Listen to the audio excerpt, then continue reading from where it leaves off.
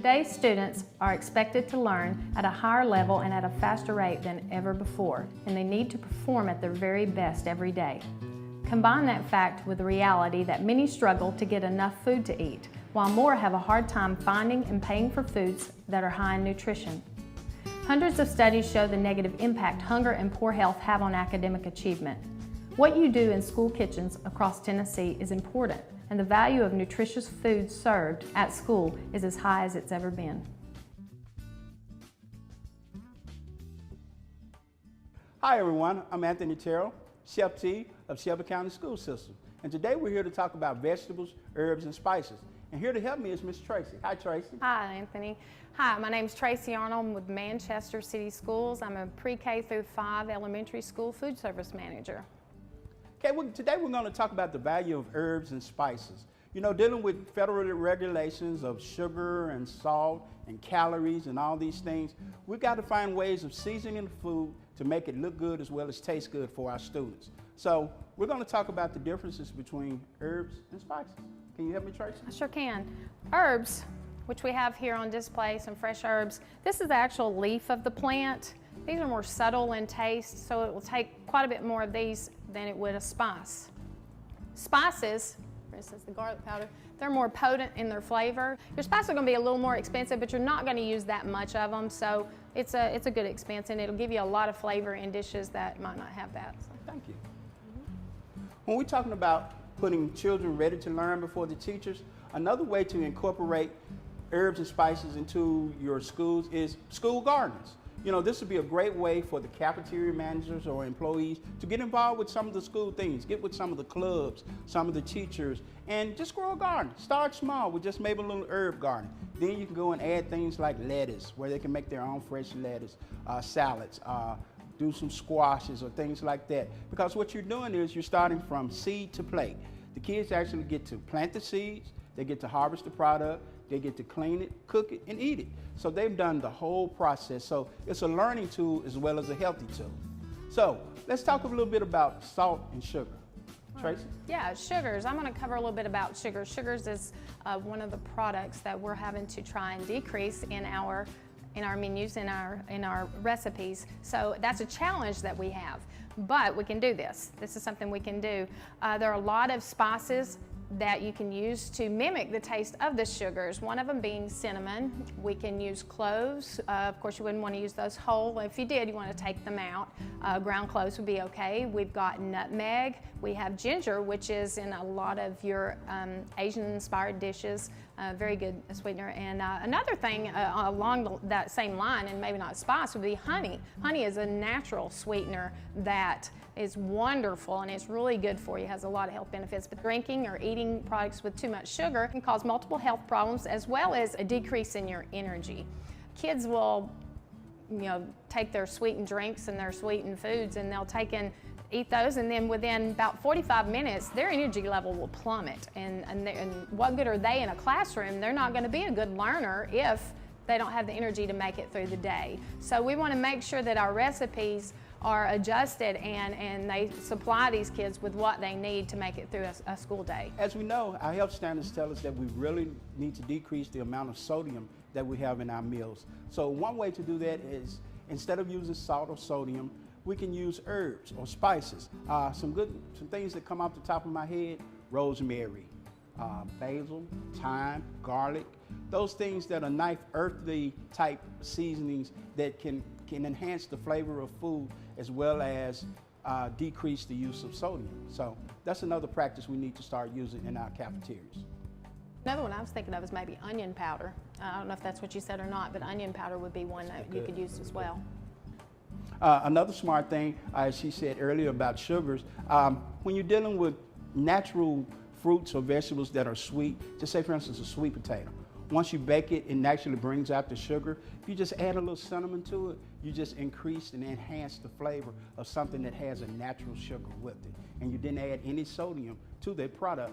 We always tell kids French fried potatoes or French fried tarts or sweet potato fries, just a simple baked sweet potato. Kids just love a simple baked sweet potato. Sometimes we kind of overthink the process when all we got to do is just go back to the basics.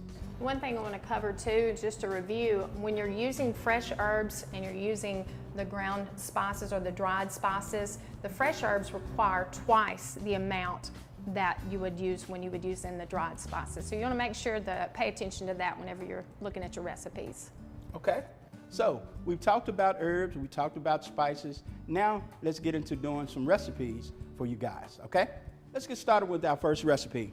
First, we're going to try roasted red potato. As you see here, I have my recipe. You know, I've been doing this a long time. I got thousands of recipes in my head. So whenever you're preparing something, always use your recipe card. Because believe it or not, as smart as you think you are, we still sometimes can make a mistake. With the roasted red potatoes, I'm gonna have roasted red potatoes. I have that here. I'm gonna have rosemary. I got my rosemary, I got my olive oil, I got my thyme, and I got my black pepper.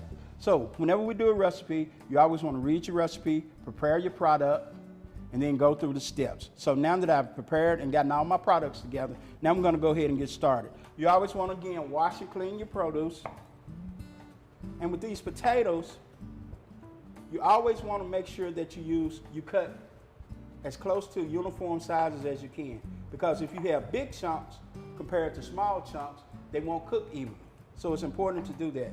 So what I'm doing here is just dicing up my potatoes. I got this one diced up, just for the sake of time. We're gonna emulate that this is a sheet pan. We take our potatoes, we put them in, then we take our olive oil. So we're adding the rosemary and the black pepper.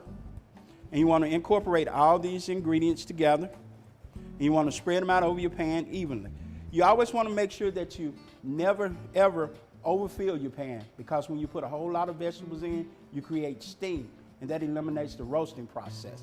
So once you do that, you got even cuts, you got it evenly distributed, you take it, you put it in your oven, and let me just show you what they turn out, how they turn out to be. There you have some nice, beautiful roasted red potatoes, and they are tasty. Tracy, what do you have for us? I've got green beans sauteed. And of course you can do these sauteed or you can do them roasted. They include fresh green beans. You want to make sure to go through these green beans, look at them, make sure you don't have any dark spots on them, because that's common in fresh product. You want to pick it out and make sure you got the best product that you can. We're going to use some julienned onion. I'm just going to do a little bit just to give you an idea of what we've got here, and then we have a finished product. I'm going to put this in our pan. You're going to put your little julienned onions in your pan. Now we're going to add our olive oil. You just want to drizzle a little bit on there. We've got our garlic cloves. Actually, diced garlic is what we're using here. I'm going to put this in here. We've got our pepper flakes. Can you hand me the pepper there? All right. Thank you, Anthony. We have our rosemary, which I have here. I'm going to sprinkle a little of that on there. And then you're going to use some lemon zest. Important thing here, you want to make sure you only get the yellow of the lemon. You don't want to get into the meat or the white of it. Just a little bit there. All right. We're going to toss all of that around. And this recipe calls for salt, but we're not going to include salt because we've done some spices in there that we don't really need to add the salt, I don't think. And with us watching those salt guidelines, we want to make sure to cut what we can. So we're going to try this. So this is what it looks like, and we can either, like I said, roast it in the oven, or you need to saute your product on the stove. This, we have the finished product here.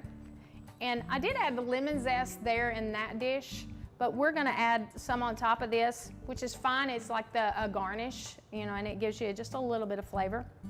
But there again, you can just do a little bit of that, and then this gives you your sauteed green beans. Now, let's try zucchini Parmesan chips. I have my recipe. All right, I'm gonna need a pan to put these in. It calls for zucchini. So I'm gonna spread my zucchini out in the pan here. it calls for Parmesan cheese, breadcrumbs, garlic, and black pepper. So we have all these ingredients, and oil. We have all these ingredients. So I'm going to spread these in. I'm going to spread my oil over them. Okay. We're going to move them around and flip them over, get them greased up real good. Again, we're making Parmesan chips. So we're going to need that oil in order to help us get that crispiness. All right, we have that. Now we're going to sprinkle a little garlic over them. Okay, we got garlic. Now we're going to try some breadcrumbs.